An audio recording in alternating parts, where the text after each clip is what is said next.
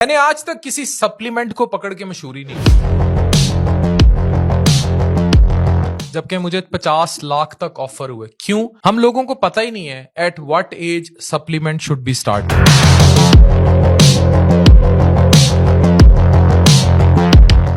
ये जो सप्लीमेंट्स हैं आपने किस उम्र में लेने हैं और कब इस्तेमाल करने और कब नहीं इस्तेमाल करने, इसका हमें नहीं पता। ये वीडियो आपको बताएगी। ये मुकम्मल तहकीक पर मबनी और सप्लीमेंट्स लेने में कोई हर्ज नहीं है, लेकिन सप्लीमेंट किस क्वालिटी के हैं, उन्हें बनाया कैसे जा रहा है। और अक्सर लोग मुझसे आके पूछते हैं कि मेरा फलाना भाई बाहर होता है, वो मुझे ये सप्लीमेंट भेजता है, मैं खा लूं?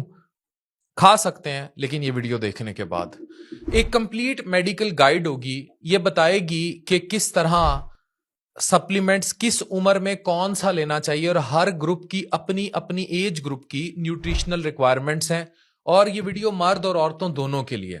अच्छा, हम कहते हैं सप्लीमेंट्स का रोल क्या है। ये याद रखें कि सबसे पहले ये समझना जरूरी है कि डाइटरी सप्लीमेंट्स जो हैं ये डाइटरी एडिशन है, ना कि रिप्लेसमेंट। अगर आपकी डाइट बैलेंस्ड है, अब इशू क्या है, हमें सप्लीमेंट्स क्यों लेने पड़ जाते हैं? क्योंकि हम ज्यादातर या तो कार्ब्स पे डिपेंड हो जाते हैं, या हम अपनी डाइट में ऐसी चीजें शामिल कर लेते हैं जिससे बैलेंस डाइट नहीं रहती। जैसे गोश्त खोरी का ट्रेंड ज्यादा है, सब्जियों से लोग पीछे चले गए हैं, फ्रूट्स वेजिटेबल्स, फ्रूट्स बड़े महंगे हैं, लोगों के इकोनॉमिक स्टेटस बड़े डिजास्ट्रस हैं, तो वो चीजें अफेक्ट कर जाती हैं। अगर आपका डाइट बैलेंस है तो आपको सप्लीमेंट्स की हो सकता है जरूरत ही ना पड़े, लेकिन एज के साथ कुछ मेटाबॉलिक चेंजेस और डेफिशिएंसीज डेवलप होती हैं जो डाइट पूरी नहीं करती, और इवन बैलेंस डाइट में कुछ डेफिशिएंसीज रह जाती हैं। अब हम एज वाइज एनालिसिस करके आपको बताएंगे। जो लोग अपनी 20s में है, यानी 20 से 30 साल की उम्र में है, तो उन लोगों को क्या क्या सप्लीमेंट लेने चाहिए। जैसे मेन जो हैं, ठीक है, अब ये वीडियो कलेक्टिव सबके लिए है, तो मर्द जो हैं 20 से 30 साल के विटामिन डी और कैल्शियम ऐड कर सकते हैं, लेकिन आप अपनी अगर दूध शूध पी रहे हैं, चीजें या तो पूरी हैं, फिर आपको लेने की जरूरत नहीं है। इससे बोन स्ट्रांग रहेगी। कुछ लोग जो मोटापे का शिकार हो रहे हैं, they can add fish oil, omega 3 fatty acids. ये ब्रेन और हार्ट की हेल्थ के लिए अच्छे हैं, फैटी लिवर से भी बचाएंगे। ओवरऑल जाहिर है आपको नहीं आएगा की चर्बी वगैरह, तो ये बेनिफिशियल होंगे।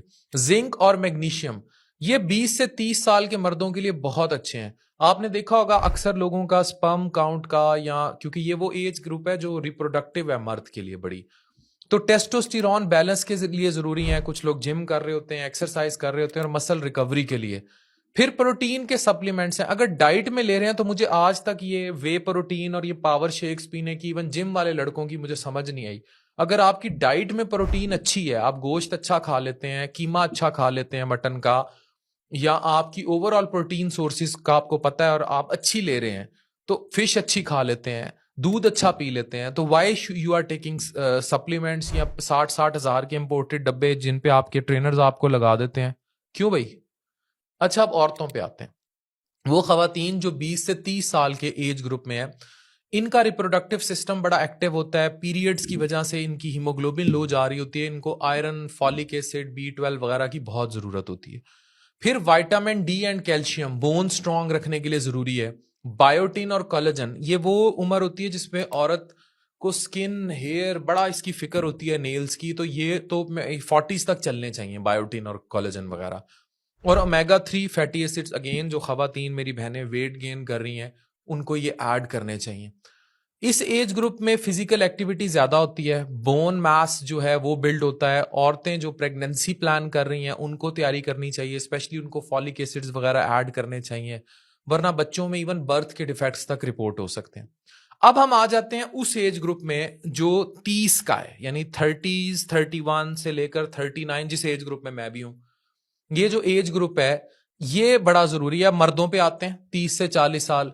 को enzyme Q10 they can add कोई ऐसा सप्लीमेंट। अच्छा, ये जो मैं बोल रहा हूं ना सप्लीमेंट्स, आप इसको चैट जीपीटी या गूगल करके इनसे रिलेटेड डाइट्स भी अपनी ऐड ऑन कर सकते हैं। हार्ट हेल्थ और एनर्जी लेवल्स के लिए अच्छा है। फिर विटामिन B12 मर्दों के लिए लेना चाहिए। इस उम्र में थोड़ा सा भूलना, स्पेशली लेट 35, ये चीजें शुरू हो जाती हैं, और थकावट, काम बहुत ज्यादा होता है, स्ट्रेस होता है, उधर से बच्चे बड़े होने लग जाते हैं, उधर से फैमिली प्रेशर्स आ जाते हैं, बहनों की शादियां करनी, घर बनाने, ये बड़े मसले मसाइल होते हैं। तो नर्व फंक्शन और फटीग को रिड्यूस करेगा। फिर इसी में लोगों को आईबीएस के बड़े मसले होते हैं, तो प्रोबायोटिक्स गट हेल्थ और इम्यूनिटी के लिए बड़े जरूरी हैं। फिर कोलाजन स्किन और जॉइंट हेल्थ इंप्रूव करने के लिए। खवातीन पर आ जाएं, ये वो दौरानिया है जिसमें बहुत सारी खवातीन बच्चे पैदा करती हैं, 30 to 40s। आयरन B12 फिटीग और एनर्जी लेवल को इंप्रूव करेगा। प्रोबायोटिक्स दही वगैरह गट हेल्थ और डाइजेशन के लिए बहुत इंपॉर्टेंट है, हाजमे के लिए। फिर एंटीऑक्सीडेंट्स विटामिन सी, ई, सिलीनियम वगैरह, इससे आपकी क्योंकि बुढ़ापा नाजिल होना शुरू हो जाता है, एंटी एजिंग और स्किन हेल्थ के लिए जो है आप ऐड ऑन कर सकते हैं। फिर एक और बहुत इस उम्र में कोलिन लेना चाहिए, CHOLINE, ये कोलिन ब्रेन और लिवर हेल्थ के लिए ये आपके अच्छा है। अब 30 में लाइफस्टाइल में स्ट्रेस है, वर्कलोड है, एनर्जी डिप्लीट हो रही होती है, एंटीऑक्सीडेंट्स प्रोबायोटिक जरूरी होते हैं, प्री मेच्योर एजिंग ना हो जाए, वक्त से पहले आप बूढ़े ना हो जाएं। अब आ जाते हैं 40 की उम्र में। अब ये वो उम्र है जो जिसमें बुढ़ापा नाजिल हो रहा होता है। This is something which is not Pakistan में बड़ा, मतलब ये पेनफुल से ईयर्स होते हैं। Vitamin K2 and D3 bone density maintain करने के लिए जरूरी है। कोएंजाइम Q10 और ओमेगा 3 वगैरह ये दिल की सेहत के लिए इंपॉर्टेंट है। फिर कुछ लोग अश्वगंधा, ये बड़ा यूज होता है, अश्वगंधा या जो भी इसको कह लें, ये बड़ा यूज होता है स्ट्रेस और कॉर्टिसोल को कंट्रोल करने के लिए। इंडिया में अश्वगंधा बहुत यूज करते हैं लोग।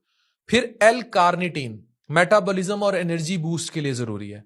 अब औरतों पे आ जाएं जो 40 से 50 साल की उम्र में है। कैल्शियम और विटामिन D3, ऑस्टियोपोरोसिस हड्डियां खुरने नाम की बीमारी है, इससे प्रिवेंट होंगी। धूप लिया करें, दूध ज्यादा पिया करें, ये चीजें मैटर करती हैं। मैग्नीशियम अगर ऐड कर लें तो ये नींद के लिए भी अच्छा है और आपके मसल्स को भी रिलैक्स रखेगा।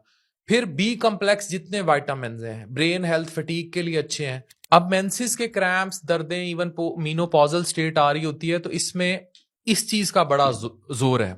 इसे कहते हैं सोए isoflavones, so it affects and it helps. ठीक है, ये कहां से मिलेंगे, किन सप्लीमेंट्स में होंगे, इसमें आपको फार्मेसी वाले लोग हेल्प कर देंगे। आपको डाइट्स आप सर्च करें तो you can get it up. 40 में एजिंग प्रोसेस जो है फास्ट होता है।